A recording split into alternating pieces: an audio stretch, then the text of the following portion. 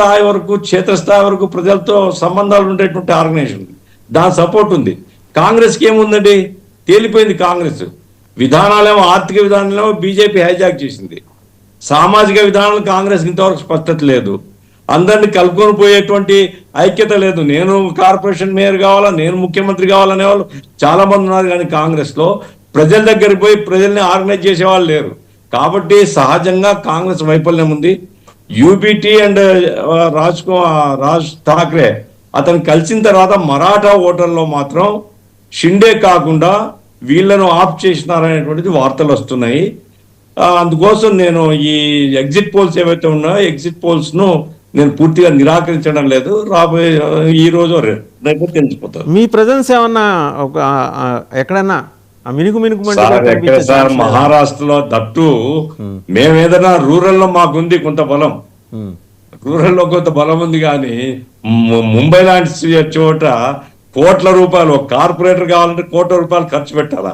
మేమెక్కడ sir పోటీలో, ఇక్కడ మరి ఎన్ని పోటీ చేసినారు కూడా నాకు తెలియదు. కాబట్టి మాకేమి హోప్స్ లేవండి, కార్పొరేషన్ లో మేము గెలుస్తామని హోప్స్. రైట్. ఒకసారి కోటేశ్వరరావు గారి దగ్గర, కోటేశ్వరరావు గారు,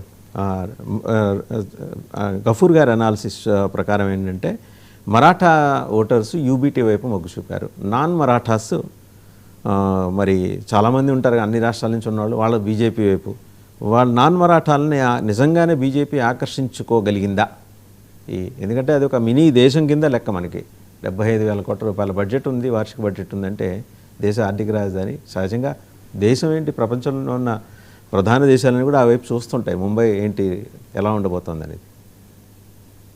ఇప్పుడు ముంబై వరకు చూస్తే, చారిత్రకంగా చూస్తే మరాఠాస్, నాన్ మరాఠాస్ అనేటువంటి డివిజన్ ఉన్నది.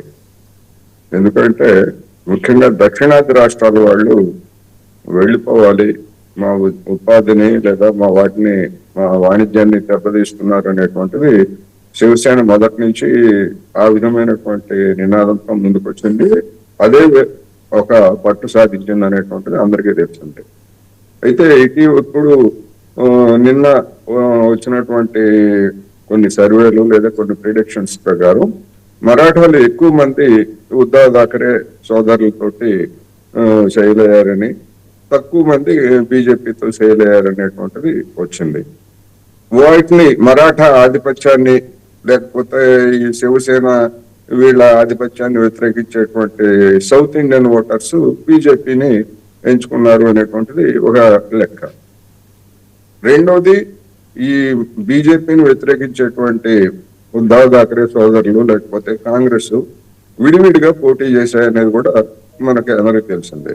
అందుకని ఇంత పోటీ చేసినప్పటికీ, ఇంత పోటీ విడివిడిగా చీలిపోయినప్పటికీ 227 స్థానాల్లో అక్కడ ఉన్నటువంటి సకాల్ అనేటువంటి పత్రిక 119 సీట్లు బీజేపీ కూటమికి వస్తాయని చెప్పింది. అదే కనీసం అది.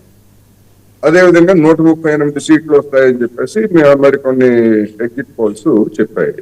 అందుకని నా అభిప్రాయం ప్రకారం 138, 119 ఎన్ని అనేటువంటి పక్కన పెట్టేట్లయితే అది మెజారిటీ సీట్లను తెచ్చుకునేటువంటి అవకాశం ఉంది.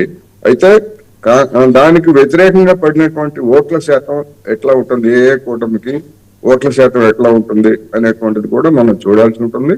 రాబోయే రోజుల్లో అది ఒక చర్చనీయాంశంగా మారుతుంది. ఇప్పటికిప్పుడు ఏదో మొత్తం బీజేపీకి ప్రత్యామ్నాయంగా అక్కడ కాంగ్రెస్ లేకపోతే ఉద్ధవ్ థాకరే ఏదో వస్తారని ఈ ఫలితాలను బట్టి చెప్పలేం. కానీ ఓటింగ్ శాతం గనక ముఖ్యంగా ముంబై నగరంలో కనుక తగ్గేట్లయితే బీజేపీకి అది రాబోయేటువంటి రోజుల్లో ప్రతిపక్షాలకి ఒక అస్త్రంగా మారేటువంటి అవకాశం ఉంది. అందువల్ల ఏం జరుగుతుంది ఏమిటి అనేటువంటిది. రెండోది, ఇటీవలనే థాకరే సోదరులు కలిసింది ఈ మధ్యనే కనుక ఇంకా వాళ్ళ మధ్య పూర్తి ఐక్యత అంటే దిగువ స్థాయిలో అది పెర్కులేట్ అయిందా లేదా అనేటువంటిది కూడా అనుమానమే. ఏమైనప్పటికీ ఒక సరికొత్త రాజకీయానికి మహారాష్ట్ర ముఖ్యంగా ముంబై నగరం తెరలేపింది. ఇది ఎటువంటి పరిణామాలకు దారితీస్తుంది ఏమిటనేటువంటిది మన ఎగ్జాక్ట్ రిజల్ట్స్ వచ్చిన తర్వాత మాత్రమే మనం చెప్పగలమనేది. కోటేశ్వరరావు గారు, అయితే ఒక ప్రశ్న, శ్రామిక వర్గం చాలా బలంగా ఎక్కువగా ఉండే ముంబైలో కమ్యూనిస్టుల ప్రజెన్స్, పోరాటాల పార్టీల ప్రజెన్స్ ఎందుకని అలా రోజు రోజుకి డిమినిష్ అవుతూ వస్తుంది? రోజు రోజుకి డిమినిషన్ అంటే మొట్టమొదట శ్రామిక వర్గ పోరాటం లేకపోతే శ్రామిక వర్గ యూనియన్లు అనేటువంటివి కమ్యూనిస్ట్ పార్టీలతోనే స్టార్ట్ అయింది. నిజానికి అప్పుడు కూడా పూర్తిగా డామినెంట్